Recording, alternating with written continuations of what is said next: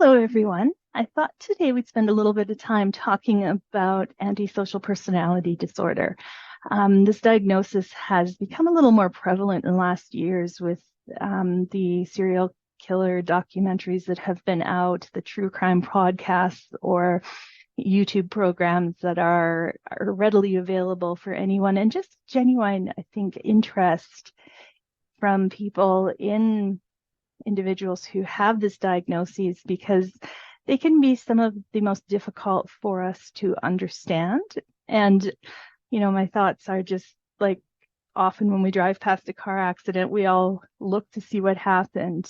Often we do the same thing with people who have antisocial personality disorder, especially the extreme versions, because we just can't quite understand what we're seeing, and it's interesting to us. So if a person is diagnosed with antisocial personality disorder, it means that, first of all, they have to be older than 18. We don't diagnose people with antisocial personality disorder before 18 because it is a pretty hefty diagnosis. Prior to age 18, there has to have been a diagnosis of conduct disorder. So the important thing to note here is that not every child or teen with conduct disorder is going to develop antisocial personality disorder, but every individual diagnosed with antisocial personality disorder has had conduct disorder as a child. So one doesn't necessarily lead to the other, but one has to be present for the adult diagnosis to be made. People with this diagnosis fall on a scale. So normally when we hear antisocial personality disorder, our mind goes right to, the serial killers like Jeffrey Dahmer or Ed Kemper. And, we kind of see people with this disorder as being kind of the worst of the worst. And often when we see people with this disorder, they tend to be labeled either psychopaths or sociopaths, even though that language is no longer in our diagnoses. Currently, we treat the idea of psychopathy as a character trait a person might have, as opposed to a diagnosis. And because antisocial personality disorder is a spectrum, there can be people who might meet the criteria for the diagnoses who function fine on a day-to-day, but, they might come across as very charismatic. But there are also people on the far end of the scale that, they don't function well in the everyday and they often end up in prison. There's actually a theory that between 40 to, well, there's actually some studies that show between 40 to 80% of individuals in prison actually qualify for antisocial personality disorder diagnoses. So often, because of the criminality that can be associated with the diagnoses, they end up as kind of on a revolving door of in and out of prison. And we do know that there are a lot of types of criminal activity that people with antisocial personality disorder engage in that we don't even know about. So the statistics as to actually how much involvement these individuals have with crime or with the legal system as a whole, we really don't know. This diagnosis is only in about 1% of the population, so it's very rare, and it's more common in men than women. And they think that might have something to do with testosterone levels, but truly we don't have a very clear explanation as to why this happens. We suspect that it has something to do with genetics, because often individuals who have antisocial personality disorder will end up with children who have antisocial personality disorder. However, some of the research actually suggests that personality disorders in general are genetic, and you may have one type of personality disorder in a parent, say narcissistic personality disorder, but you may end up with borderline personality disorder in the child. So it's not necessarily as predictive as if you had red hair, then your child will have red hair. But there is some genetic components to it. There also tends to be a history of some type of abuse or neglect for these individuals. And they have, as I mentioned earlier, a history of conduct disorder, which means that they often will engage in starting fires, maybe early onset criminal activity. They harm individuals or animals, and they seem to show a lack of remorse or even a lack of empathy. And those things can, in some ways, carry on to the adult diagnosis of antisocial personality disorder. And what that looks like is, first of all, a failure to obey laws and norms, and often engaging in behaviors that result in criminal arrest. So a part of the actual diagnosis is there's usually criminal activity. They also show lying and deception, manipulation for profit or self-amusement. So people, when you first meet people with antisocial personality disorders, they can be extremely charming and they can feel like a great person to get to know. One of the things that the psychiatrist or the psychologist, I should say, from the FBI's behavioral science unit said about Ed Kemper was that he was very enjoyable to talk to. He was really articulate. He had a voice that carried really well. He had enough of a personality that he wouldn't offend people. And so he could blend in and seem to be harmless because of the ability to deceive, to manipulate. They also show impulsive behavior. So often they don't think through fully what they're choosing to do. They take an action in a very hedonistic way. So it's going to give me pleasure, so I did it. And they may not think to long-term consequences. Often in this population, there's a lot of drug use. They're also really high in violent behaviors such as suicide or homicide. The individuals also can be highly irritable and very aggressive. So there's often frequent assaults and lots of fighting. So they fly off the handle really fast, and they tend to do something, generally more so men tend to do something physically violent about it. Women, we tend to be a little more verbally violent than physically violent, but not always. So they may do something, more along the lines of a verbal assault. There's a blatant disregard for their own safety and the safety of others. So it seems like they just don't care about how what they're doing is going to affect anyone else or the potential long-term consequences for themselves. There's often a pattern of irresponsibility, and truly there's not really an understanding of responsibility for one's own actions. So often when you talk to someone with antisocial personality disorder, they'll often say, well, if they hadn't done X, Y, and Z, then I wouldn't have beat them up. Or, if they had just given me everything in their wallet, then I wouldn't have shot them. So it's their fault that they got shot. They just don't have this ability to take responsibility for their own actions. And they also show a lack of remorse. And this is something that we more typically expect. It's sort of part of the pop culture myth of what antisocial personality disorder looks like, is that none of them have any sort of empathy for anyone.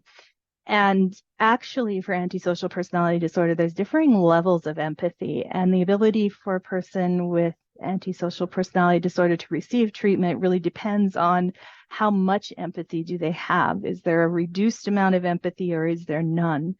Individuals with no empathy at all tend to be ones that are not necessarily treatable, or we would look at them as being untreatable. Whereas people with certain amounts of empathy have a better outlook. Not every individual with antisocial personality disorder stands out because it's a spectrum. And so people on the lower end of this spectrum, you may not even be aware that's what you're dealing with. They often tend to be very more manipulative and more,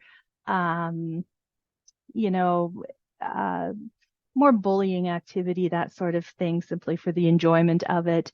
There's years ago when we still used to use the term sociopath in our diagnostic manual.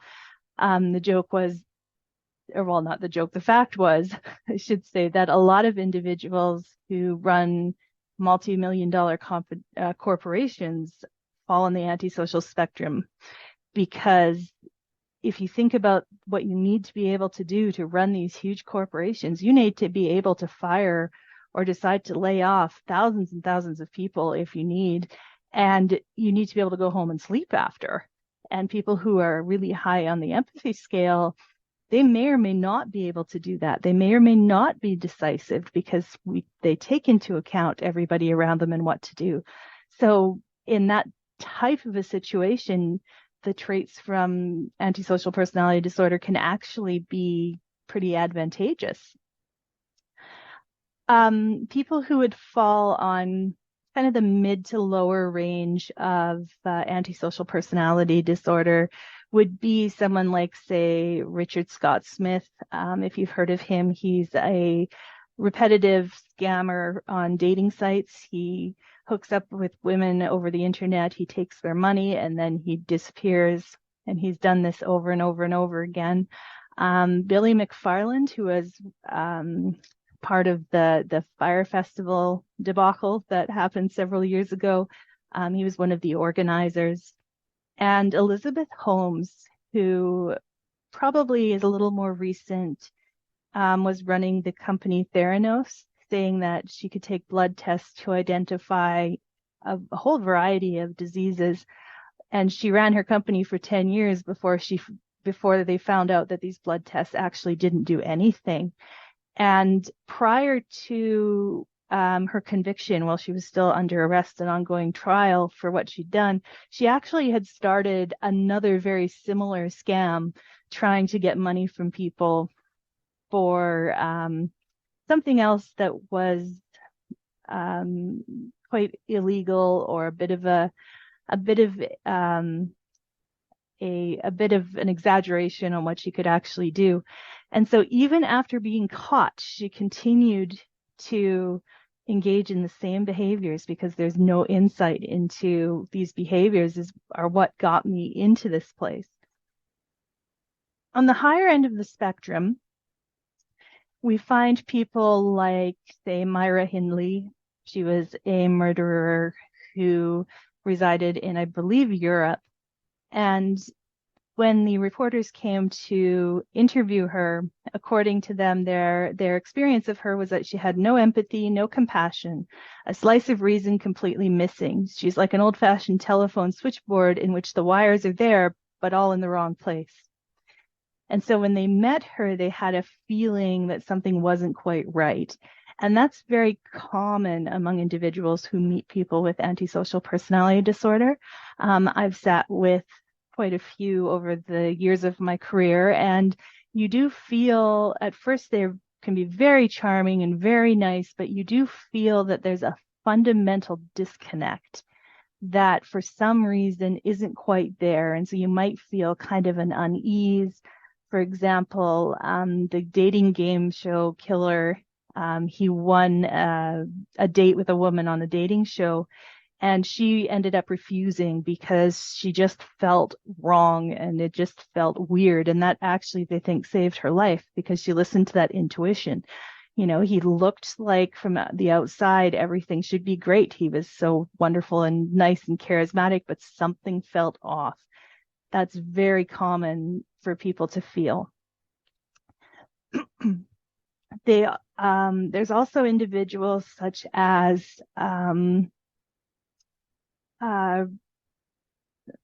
Richard Ramirez.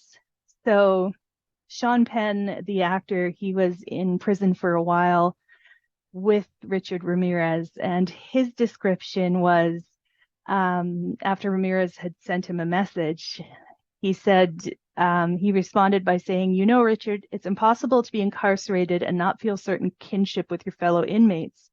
Well, Richard, I've done the impossible. I feel absolutely no kinship with you, and I hope gas descends upon you before sanity does. It'd be a kinder way out." And so even someone who had engaged in some antisocial behavior looked at someone on the high end of this antisocial spectrum and was able to see that there is something seriously wrong with that individual and couldn't actually connect with him. It's very similar to the individual in prison who actually ended up killing Jeffrey Dahmer. Again, still falls on the antisocial spectrum, but because of the difference in severity, when he spoke to Dahmer prior to ending his life, he asked him, did you do all those things that they accused you of? And he said, because he expressed to Dahmer that he was disgusted by what he had done. And in that moment, Dahmer was actually surprised that this man would be disgusted with what he did. He didn't comprehend that, other people in prison would actually look at what he did as disgust, because he didn't have the ability to see or understand how horrible what he had done had been. And then after he said, well, yes, I did that, then the inmate continued to then end his life. But it's an interesting example of how there's such a difference. Now, the last thing I want to touch on is what happened to the idea of psychopathy. So we still use it in our popular culture. He's a psychopath. We use it probably a lot more than it needs to be used because, a psychopath is still a pretty clinical term. Often people will refer to others as psycho, and that's one of the things that gets me a little bit, because psycho, in the term we use it in our popular culture, actually refers to psychopathic, not as psychotic. Psychotic means you're experiencing hallucinations and delusions. Someone who is a psychopath is very different than that. So it's important to know the difference. Currently in psychology, we treat psychopathy as more of a character trait or a type of person than we do as an actual diagnosis. Again, recognizing that psychopathy is a spectrum, and people who have it fall along different areas in that spectrum. There's several theories as to exactly what makes up psychopathy. One of the ones that is probably most used right now is a theory by Patrick's, and he identifies psychopathy as being made up of three primary domains: boldness, meanness, and disinhibition. And so depending on your level in these different domains, you will fall at different levels on the psychopathy scale. So we still do use the concept of it, and we do in a lot of our assessments, especially forensic assessments, look for psychopathic traits.